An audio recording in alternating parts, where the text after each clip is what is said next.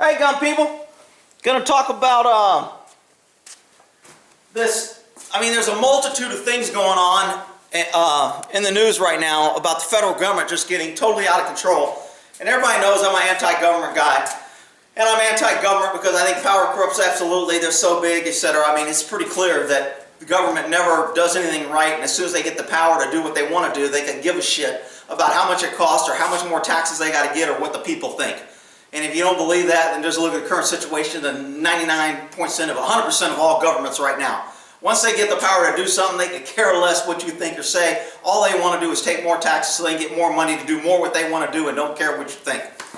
So now we're getting into the federal government, their huge bureaucracy of stepping into localized control.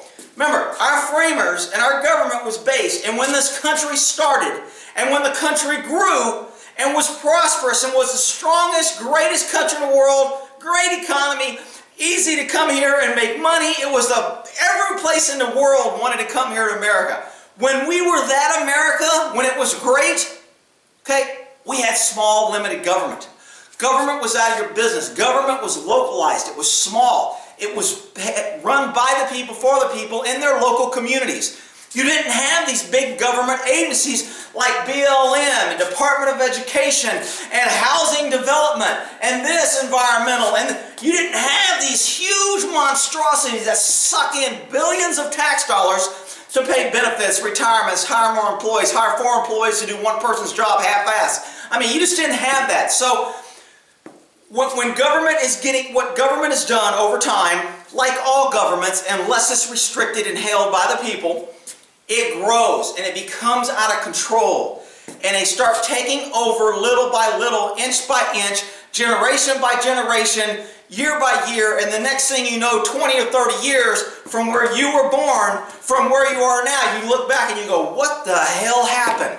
And you watched it your whole life, but you were too busy chasing a buck, chasing a career, chasing a family, raising kids, paying your taxes, trying to make it year to year, medical bills. You're so concentrated on living that you forget about the government that's going to stop your ability and your kids' ability to live the way that you lived. So now the HUD has come out, and of course this is the liberal overreach Obama bullshit, his HUD. The HUD is just another way for pushing black privilege and the poor black people. So HUD is Urban Development, House of Urban Development. I don't know what the hell it is. I think it's something, Housing of Urban Development. So what they've done now is government has become so big that they get to ignore the Constitution, they ignore Congress, and they ignore our legislative that we elect to make laws. And now the federal government just makes laws as they go. They do it with gun laws, they do it with gun restrictions, they do it with the definition of marriage, they do it with the schools on who can use the girls' bathroom. So the government has just basically pretty much become a communist government-run country, and it's taken away the ability of locals to run their own area.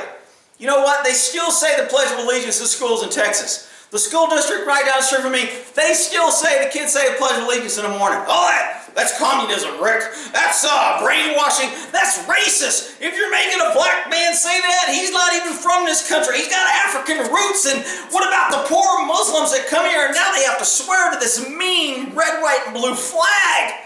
Come on, people. What the hell happened to our country?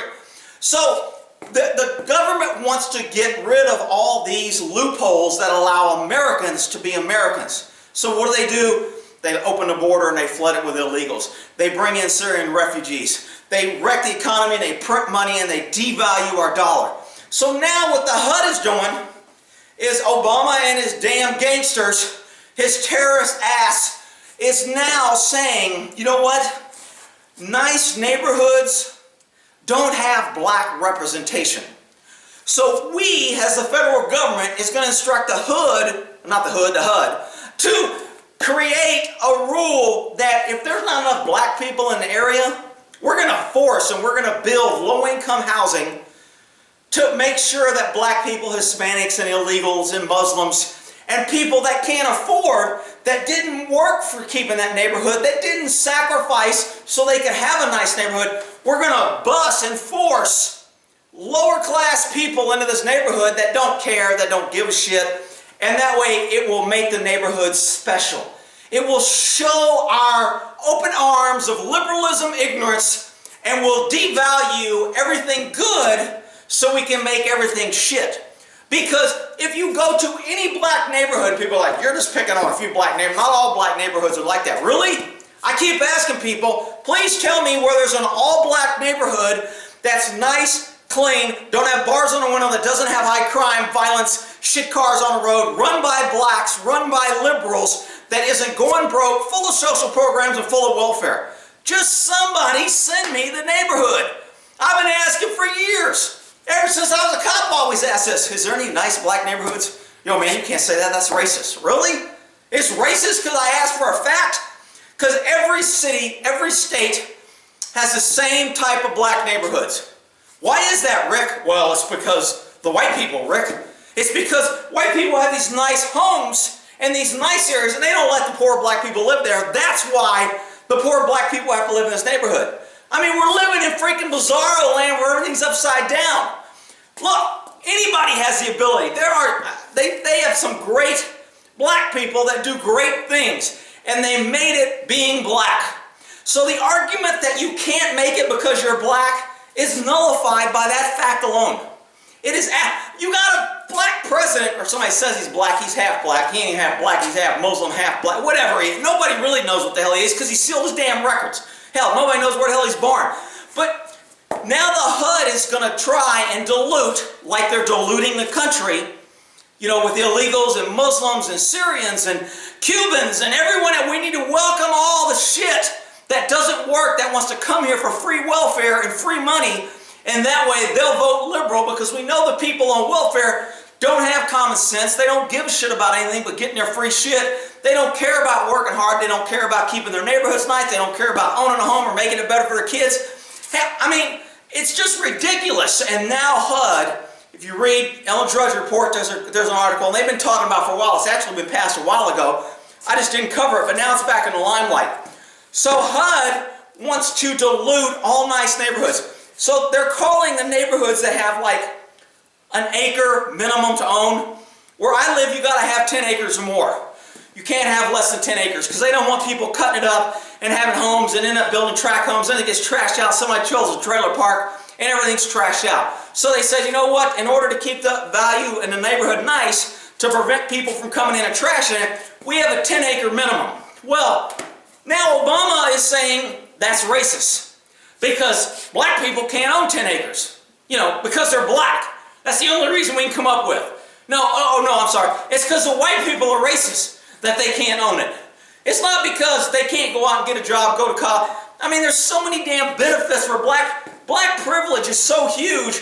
I mean, they got their own colleges, they got their own benefits, they got their own TV shows, they bitch if they don't get enough rewards. I mean, the black population embraces these idiots and losers like Trayvon and Jesse Jackson and Rodney King. They rally around them and say how great they are and how racist everybody is. But they don't look at the good people. They don't look at the good people that are in the military. They don't rally around them. They don't rally around people like the West. I can't think of his first name now. Is it Adam? I can't think of the guy's name. A black guy who was in the military. Great dude, great constitutionalist. Just as soon. Clarence Thomas on the Supreme Court. Nobody wants to rally around him. They want to call him on top. So they degrade the good black people and call them traitors and white people and tear them down. And then they embrace the freaking thieves and bums and losers and call them the leaders of their community. And then they blame the white people on why there are. So the government comes in and says, you know what? We're going to fix all this because we're smart and we have a magic wand and we don't care about budget or profit or anything because all we got to do is raise more taxes. So we're going to cause all neighborhoods to be flooded with illegals, Muslims, blacks, Hispanics, white trash, whatever it is, they're going to flood good neighborhoods with trash so that way we'll be equal. Remember, socialism isn't about making everybody equal up top. Socialism is about making everybody poor and miserable equally. I mean, you look at Cuba, it's a perfect example. Nobody gets sandwiches. I mean, a ham sandwich is the only thing you can get. Nobody wants to work. They're working 3 jobs. Doctors are driving taxis because they can make more as a taxi driver than a doctor. Why is that, Rick? Well, because they had the vision to have Obamacare before we did. And the government took over the healthcare system. What does the government do?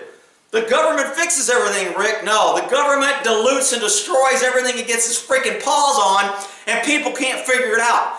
You look at a post office, multi-billion-dollar, they got a monopoly. Nobody else can deliver mail to your house, and they still can't make a profit. And when you go there, you can't. You got 8 counters that cost $10 million to build in a nice brick building, and you got one freaking employee that's incompetent because they were hired because they were the right race, the right sex, the right LBGT, wanting to use the men's woman's bathroom, so we got to hire them, and now they're incompetent behind the counter, and they wonder why the government fails.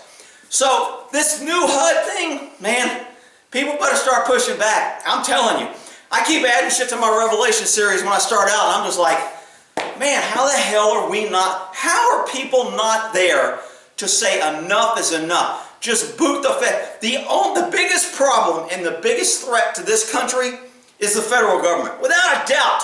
And it's not an overt threat to where they're going to come and attack us. I don't think that's their threat is they're going to tax us and reduce our dollar and overspend and break us bankruptcy and flood us with the illegals, and they're going to destroy the culture and what we stand for, and they're going to outlaw patriotism, and they're just going to make a mess of it just like government does everywhere and liberalism does it everywhere. So hopefully you people will get involved and understand that.